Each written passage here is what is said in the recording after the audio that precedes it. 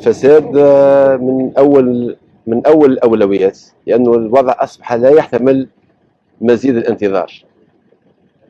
ما الشعب التونسي قال كلمته، موقفه كان واضح.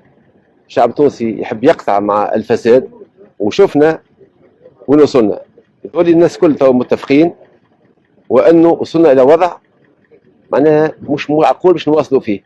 أسباب الوضع هذا تقولي ما نختلفوش فيها، من أوكدها ومن أولها هو الفساد.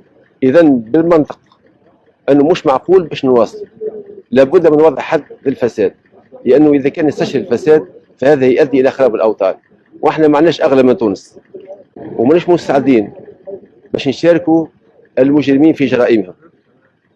لن يكون هناك أي تجني، ولن يكون هناك أي تشفي، ولكن سيكون تطبيق كامل للقانون. وباش نأكد بإذن الله وأنه ما ثم حتى حد فوق القانون، كائنا من يكون القانون سيطال الجميع. من أجرم في حق التونسيين وفي حق الوطن دقت الساعة، لأن الجزاء